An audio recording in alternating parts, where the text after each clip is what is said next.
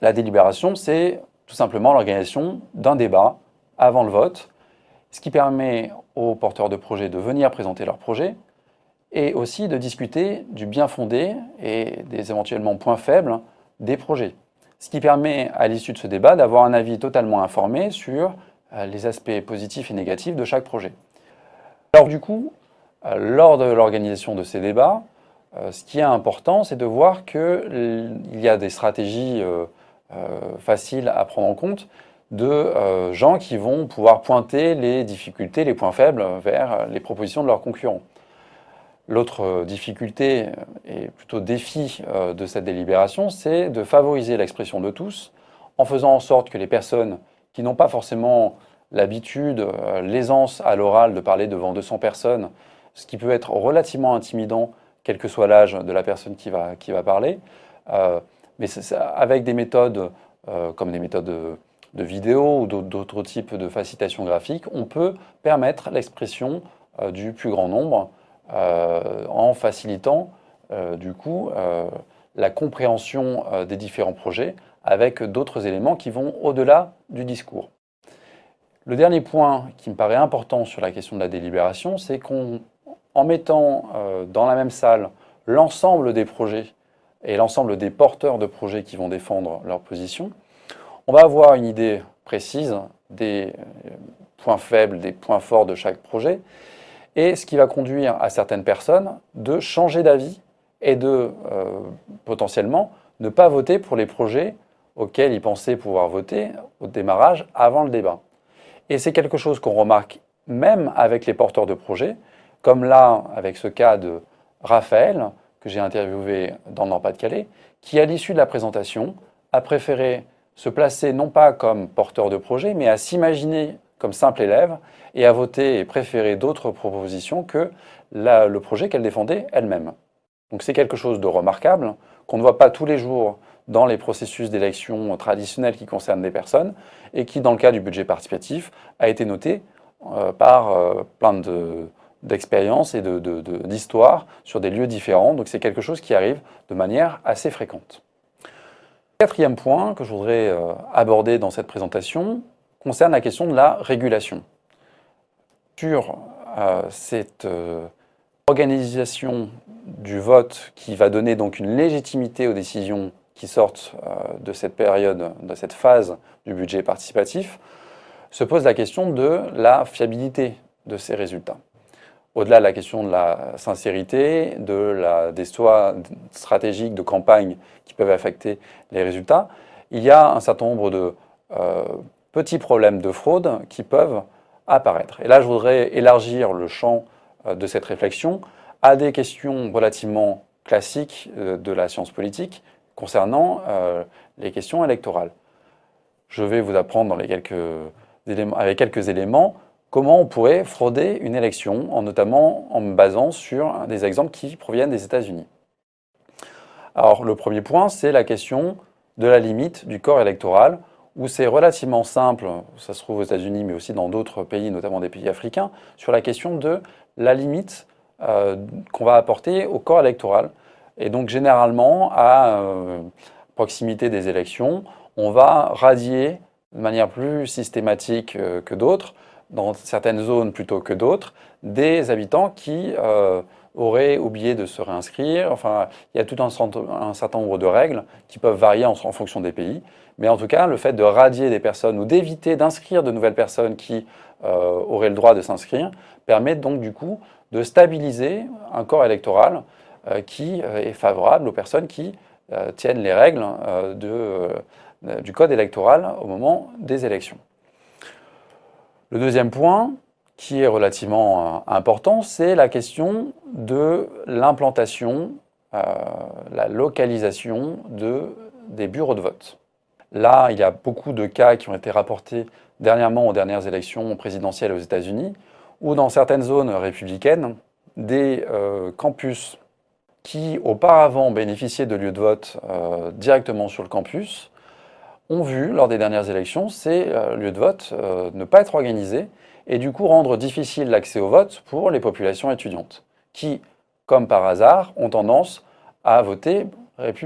démocrate plutôt que républicain. Et du coup, on a pu supposer que cette organisation de l'inaccessibilité des lieux de vote était de nature potentiellement à réduire le score des candidats démocrates pour ces élections. L'autre aspect important qu'on retrouve y compris en France, qui est la question du bourrage des urnes, où pour certaines élections, on va avoir des bulletins déposés dans une urne qui ne correspondent pas, notamment au nombre de personnes qui sont venues voter, où pour le coup on retrouve des bulletins qui, comme par magie, se retrouvent dans une urne, généralement pour un candidat bien particulier. Le quatrième point, qui là encore a fait parler de lui en France, il y a, tous les 10 ans, il y a des polémiques sur ces questions-là, sur la question du redécoupage des circonscriptions électorales, notamment pour les députés. Alors c'est une problématique simple. On va redécouper la géographie de manière à encercler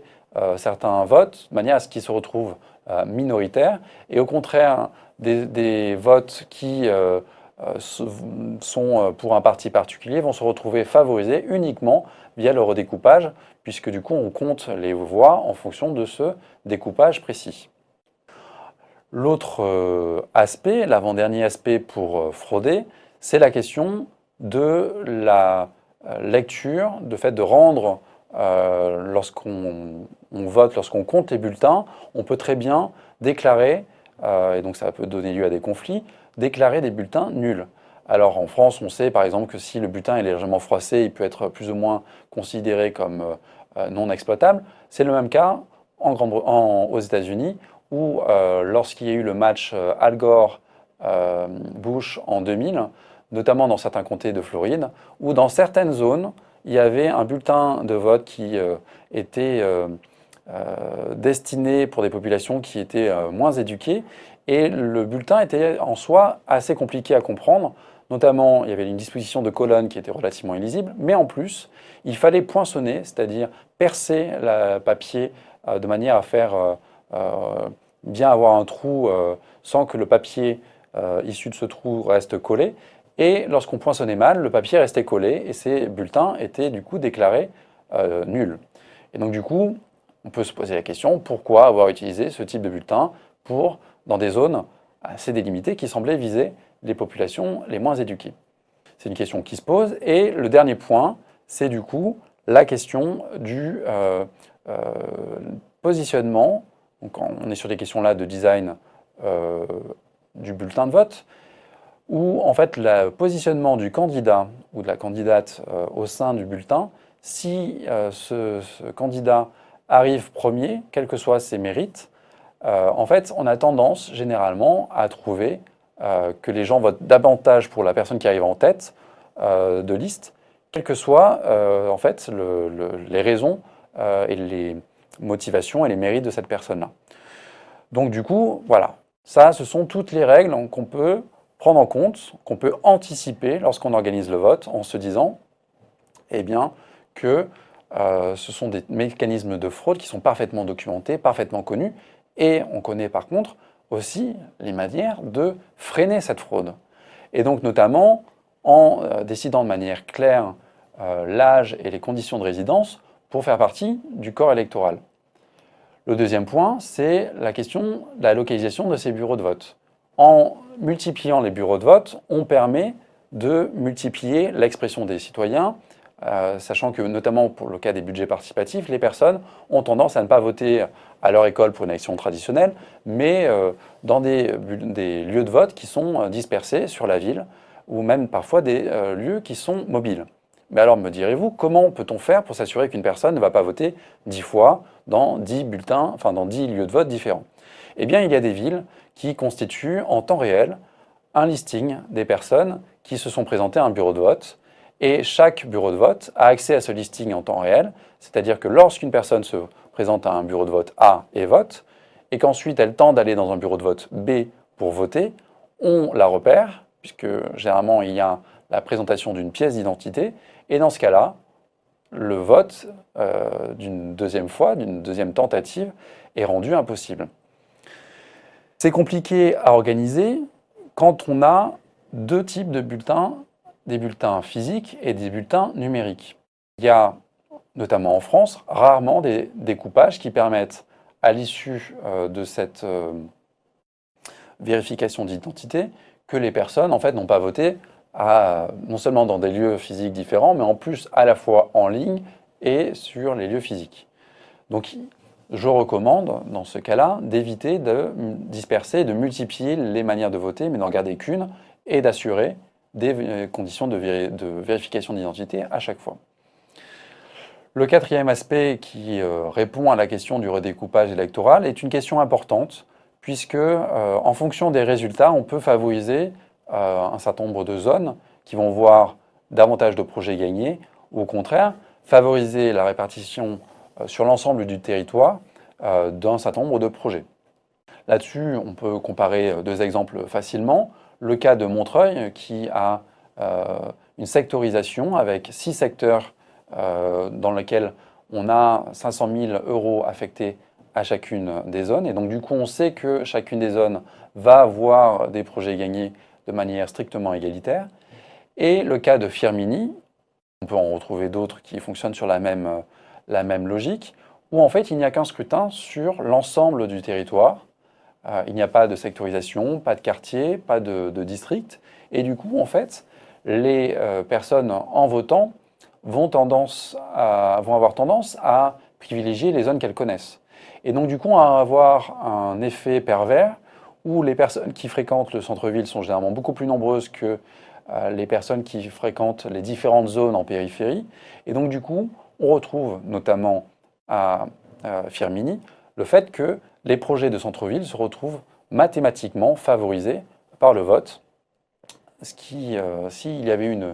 une sectorisation, ne serait pas arrivé. Un cinquième aspect qui est important, qu'on a tendance à négliger d'ailleurs en France, c'est la question de l'image et de la place relative de l'image par rapport au texte. Notamment, on pense que pour l'ensemble des citoyens et des citoyennes, c'est relativement simple d'avoir uniquement du texte que tout le monde sait lire. Or, en fait, un certain nombre de pays ont pris en compte que l'accès à l'écriture et à la lecture peut poser question. Et donc, du coup, pour faciliter la compréhension des bulletins de vote et des différents projets qui sont listés sur les bulletins de vote, on va, et on l'a vu avec le cas tout à l'heure d'Édimbourg en Écosse, donner des descriptions courtes et des images qui permettent donc du coup de caractériser et de rendre attrayant aussi et de favoriser tout simplement la compréhension de chaque projet. Et donc du coup, avoir un bulletin clair et pas un bulletin compliqué à comprendre permet l'expression du plus grand nombre et d'éviter qu'on retrouve des bulletins nuls. Et le dernier aspect, qu'on retrouve facilement sur les sites internet qui proposent de pouvoir voter, qui est le fait de faire apparaître les propositions de manière aléatoire, de manière à éviter de favoriser les différentes propositions, parce que généralement on peut avoir une présentation qui se base sur le fait que les premières propositions déposées sur la plateforme apparaissent en premier. Là, un mode d'apparition qui permet, avec un algorithme, de rendre ça de manière aléatoire, permet d'assurer une meilleure égalité des chances entre les porteurs de projets. C'est quelque chose qu'on peut aussi tout à fait imaginer sur des bulletins de vote, en imaginant qu'il y a une variété de bulletins de vote où l'ordre est dispersé aussi. Derrière cette question de la fraude se pose aussi la question de la validité et de l'intérêt d'utiliser comme critère de réussite d'un budget participatif l'unique nombre de votants. Et donc du coup, c'est une question qui est relativement simple à comprendre. On peut très bien avoir beaucoup de votants qui sont venus sans qu'ils connaissent l'ensemble des projets sur lesquels ils se prononcent. Et donc de fait, l'intérêt de leur avis sera sans doute lié davantage à des questions de mobilisation et de lobbying qu'au fait d'avoir un intérêt, une préoccupation de l'intérêt général et certainement aussi une prise en compte des différents projets et donc d'avoir un avis informé. Mais ça, avoir un avis informé et par exemple se rendre à un débat qui est obligatoire avant qu'on puisse voter, du coup ça réduit fortement le nombre de votants, alors que pourtant ça permet de donner un autre type de légitimité à la décision issue du budget participatif. Enfin, pour conclure, je voudrais ici synthétiser les différents éléments donc à prendre en compte lorsqu'on organise la phase de vote, avec la question du contrôle de la fraude, comme on l'a vu, la question de la localisation des bureaux de vote, la question de privilégier soit une méthode numérique ou une méthode papier, ou mixer les deux, mais c'est relativement difficile à recommander, le fait d'assurer de véritables moyens de campagne pour les porteurs de projets, de manière à rendre égalitaire l'association qui a un très gros réseau et qui propose un projet, et par ailleurs un autre collectif ou même une personne qui propose une idée qui n'a pas de réseau. C'est important de prendre en compte cette difficulté-là et d'investir, et c'est notamment ce à quoi sert un débat, même si on retrouve aussi les questions d'aisance à l'oral, de clarté d'expression, qui permettent là encore de favoriser les bons orateurs, mais en utilisant des outils, notamment l'outil vidéo ou d'autres outils de facilitation graphique, on permet de réduire cet aspect-là. Ensuite, on a la question du vote sur toute la ville, ou sur le fait de sectoriser les votes de manière à les compter de manière différente. On a aussi la possibilité de voter avec des catégories différentes, soit des catégories de coûts, des catégories thématiques, en disant, bon, on va voter principalement, vous avez le droit de choisir le projet qui concerne les espaces verts, un projet pour la question de la culture, par exemple, et du coup de retenir à la fin en fait, des projets pour les différents types de politiques publiques. On a aussi un autre aspect qui est l'aspect du public. On peut très bien imaginer, c'est le cas notamment à l'Université de Tours, de réduire le corps électoral uniquement à la question des étudiants. Ce n'est pas le cas, pour le coup, pour les budgets participatifs des lycées, où on aura non seulement les élèves qui vont voter, mais aussi les profs et tout le personnel administratif. Eh bien, en fait, cette préoccupation, on peut là aussi la retrouver dans le cadre d'un budget participatif organisé par une collectivité territoriale. On peut très bien avoir un vote, un type de projet qui est décidé en direction du public jeune, par exemple, et d'autres types de publics, d'autres types de projets qui sont orientés vers le public adulte. Et donc, du coup, d'avoir des gagnants qui correspondent à différents types de catégories de public. Soit des catégories de public électeurs, soit des catégories de public visés par les projets. Un autre aspect qui est la question de la pondération du vote par d'autres facteurs. On l'a vu avec Porto Alegre, le fait que, et notamment aussi dans d'autres lieux d'Amérique latine, on puisse pondérer le vote par d'autres facteurs, des critères démographiques, des critères de carence en service public, où en fait on va tout simplement multiplier le nombre de votes par un coefficient de délaissement ou de pauvreté qui permet donc du coup de favoriser les quartiers les plus pauvres et les plus dépourvus de services publics, de manière là à relier bien la question des investissements et du choix des investissements à des critères de justice sociale. Enfin, on a la question de l'âge et du type de corps électoral. Est-ce qu'on est résident? Est-ce que c'est le fait de travailler? Enfin, il y a toutes ces questions-là qui doivent être traitées dans le règlement de manière assez tôt et si possible en discutant de ça avec les futurs participants du budget participatif. Et enfin, comme on l'a vu dans toute la deuxième partie, la question de la matérialité du bulletin de vote, à quoi il ressemble et surtout, qu'est-ce qu'on demande à la personne qui va voter? Est-ce qu'on demande de choisir un seul candidat, d'en choisir plusieurs? Est-ce qu'on lui demande d'ordonner ses préférences ou au contraire d'en choisir sans que ces préférences aient un poids particulier les unes par rapport aux autres? Donc voilà, tous ces critères, tous ces facteurs qui ont une influence majeure sur l'organisation du vote, sur le fait qu'on va se retrouver dans un dispositif de budget participatif très compétitif, ou au contraire très coopératif, uniquement avec la manière dont on va organiser la campagne et ce qu'on demande aux personnes pour pouvoir voter et décider.